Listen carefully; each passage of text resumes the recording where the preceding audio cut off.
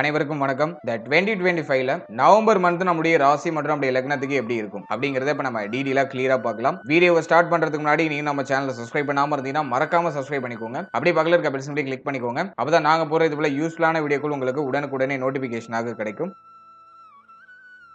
இப்போது 10வது ராசியா வரக்கூடியது மகரம். மகரத்துக்கு இந்த நவம்பர் மந்த் எப்படி இருக்கு அப்படிங்கறத நம்ம பாக்குறதுக்கு முன்னாடி நவம்பர் மந்த்ல பிளானட்டரி பொசிஷன்லாம் எப்படி இருக்கு அப்படிங்கறத டீடைலா அனலைஸ் பண்ணலாம். முதலாவது அந்த மாதத்தை பொறுத்த வரைக்கும் நம்முடைய ராசிக்கு 2ஆம் இடத்துல ராகு, தனித்த ராகுவா இருக்காரு. எந்த கிரகத்துடைய பார்வையிலும் இல்ல. அதை நான் ஒரு பெரிய மைனஸா பாக்குறேன். ராகுடைய சஞ்சாரம் அவ்வளவா ஃபேவரா இல்ல. தன குடும்ப வாக்கு ஸ்தானத்துல ராகு இருக்கிறது குற்றம். அடுத்து நம்முடைய ராசிக்கு 3ஆம் இடத்துல சனி வக்ரம். இந்த மாதத்துல ஒரு நல்ல விஷயம் என்னன்னா சனி வக்ர நிவர்த்தி ஆகிறாரு. அது வந்து மகரத்துக்கு ஒரு பெரிய பாசிட்டிவான விஷயம். ஆனா அது மாதத்தோட எண்டிங்ல இருக்கு. கரெக்டா 27ஆம் தேதி சனி பகவான் வக்ர நிவர்த்தி ஆகிறாரு மாதத்தோட கடைசி பார்ட்ல. ஆனா இந்த மாதத்துல ஃபர்ஸ்ட் பார்ட்ல எல்லாம் வக்ரத்துல தான் இருக்காரு. அது சில நிலைகள்ல ஏற்றத்தாழ்வுகளை பண்ணும். அடுத்து நம்முடைய ராசிக்கு 7ஆம் இடத்துல குரு உச்சமா இருக்காரு. இந்த மாதத்துல குருவும் ஒரு பிக்கஸ்ட் சேஞ்ச் பண்றாரு. அதாவது வந்து 11ஆம் தேதி வக்ரம் ஆகிறாரு. உச்ச கிரகம் வக்ரம் ஆகும்போது நீச்ச பலனை செய்யும். இருப்பினும் இது வந்து மகரத்துக்கு பெருசா ட்ரபிள் கொடுத்துறாது. பரவாயில்ல, அது சுபத்துவம் தான். அடுத்தது வந்து நம்ம மெயினா பாக்குறது நம்முடைய ராசிக்கு 8ஆம் இடத்துல கேது. அஷ்டமத்துல கேது இருக்கிற வரைக்கும் நம்ம கொஞ்சம் ஹெல்த்ல கேரிங்கா இருக்கணும். அடிக்கடி ஷர்பம் அப்படிங்கிற பாம்பை பார்க்க வேண்டிய ஒரு சூழ்நிலை. உங்க வீட்டை சுத்தி ஏதாச்சும் பாம்புகள்லாம் இருக்கலாம். கொஞ்சம் அவேர்னஸா இருக்கணும். அடுத்து நம்முடைய ராசிக்கு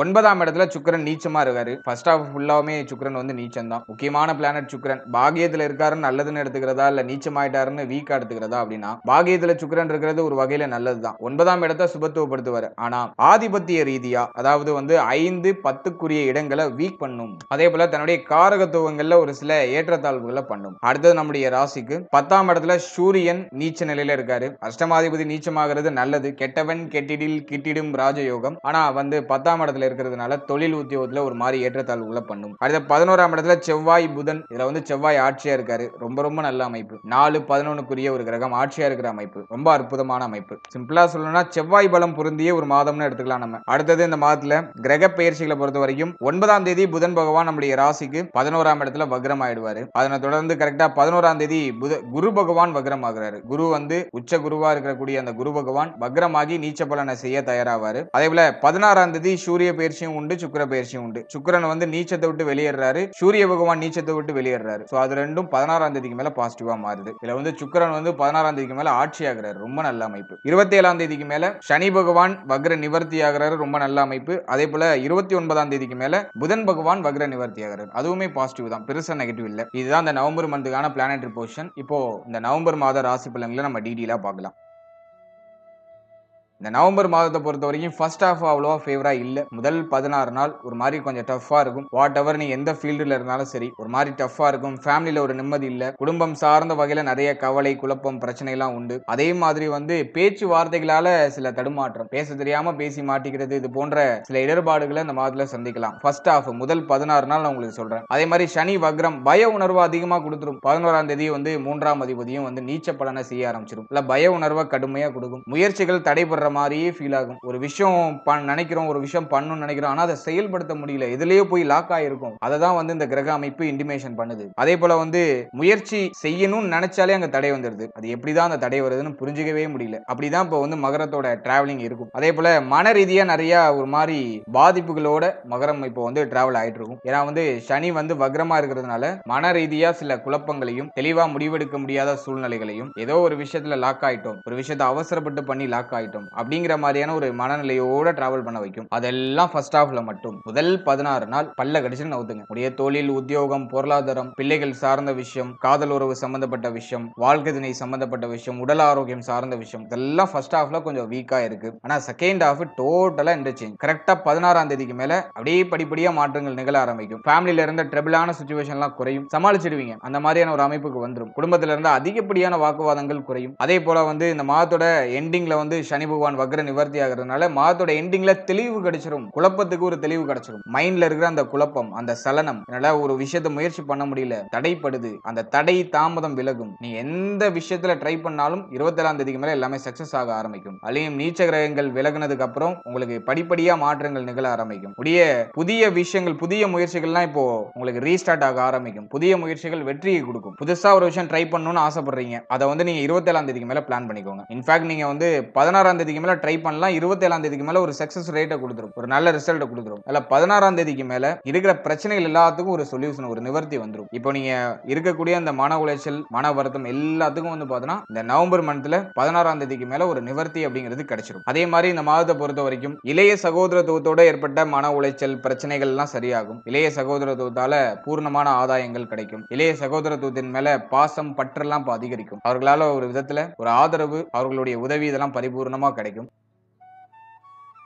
அடுத்தது ரொம்ப முக்கியமா மகரத்துக்கு இருக்கிற பிரச்சனையிலே பெரிய பிரச்சனை பொருளாதார நெருக்கடி. அது 16ஆம் தேதிக்கு மேல விலகும். பொருளாதார ரீதியா ஒரு அபிவிருத்தி, பொருளாதாரத்துல இருக்கக்கூடிய பிரச்சனைகள்லாம் விலகுறது, கடன் சுமைகள் குறையிறது, அதெல்லாம் 16ஆம் தேதிக்கு மேல நீங்க நல்லா ஃபீல் பண்ணலாம். ஃபர்ஸ்ட் ஹாஃப் வீக் பண்ணுது, செகண்ட் ஹாஃப்ல அது கொடுக்குது. எப்படியோ உங்களுக்கு வந்து பொருளாதாரம் வந்து சேர்ந்துரும். தொழில் உத்தியோகத்துல இருந்த தொய்வு நிலை பிரச்சனைகள்லாம் விலகும். தொழில் உத்தியோகத்துல ஒரு நிறைவு, ஒரு நிம்மதி. அதே மாதிரி நிறைய பேருக்கு சம்பள உயர்வு, பதவி உயர்வு அதெல்லாம் பரிபூர்ணமா கிடைக்கும். அக்டோபர் மாதத்துல தொழில் உத்தியோகத்துல யாராச்சும் இந்த தொழில் உத்தியோக மாற்றம் பண்றேன்னு சொல்லி போய் மாட்டிக்கிட்டு இருந்தீங்கன்னா அந்த பிரச்சனைகளுக்கு நிவர்த்தி இந்த நவம்பர் மந்த்ல கிடைச்சிடும். தொழில் உத்தியோகம் இல்லாதவர்களுக்கு தொழில் உத்தியோக வாய்ப்பு பரிபூர்ணமா கிடைக்கும். அதே போல நிறைய பேருக்கு சம்பள உயர்வு, பதவி உயர்வு அதுவும் உண்டு. பொருளாதார ரீதியா இருக்கக்கூடிய தடுமாற்றங்களுக்கு ஒரு நல்ல நிவர்த்தியை இந்த காலகட்டம் கொடுத்துரும். இதெல்லாம் 16ஆம் தேதிக்கு மேல. ஃபர்ஸ்ட் ஹாஃப் கொஞ்சம் வீக்கா இருக்கிற மாதிரி இருக்கும், ஆனா செகண்ட் ஹாஃப் உங்களுக்கு எல்லாமே பாசிட்டிவா மாறும். அடுத்தது இந்த மாதத்தை பொறுத்த வரைக்கும் திருமண முயற்சி, திருமண வாழ்க்கை. சோ இதுக்கெல்லாம் இது பாசிட்டிவா இருக்கா அப்படின்னு பார்க்கும்போது அவ்வளவா ஃபேவரா இல்ல. குரு 7ல இருக்காரு, 7ஆம் இடத்துல உச்சமாகி வக்ரமா இருக்கக்கூடிய குரு பகவான் திருமண முயற்சிகளுக்கான அந்த முயற்சிகளை செய்ய வைப்பாரு. ஆனா 27ஆம் தேதிக்கு மேல தான் ரிசல்ட் கிடைக்கும். அது வரைக்கும் நம்ம கொஞ்சம் பொறுமையா இருக்கணும், அவசரப்படக்கூடாது, உணர்ச்சி வசப்படக்கூடாது. இல்ல திருமண முயற்சிகளை பண்ணலாம், ரிசல்ட் 27ஆம் தேதிக்கு மேல கிடைக்குங்கிற விதி வருது.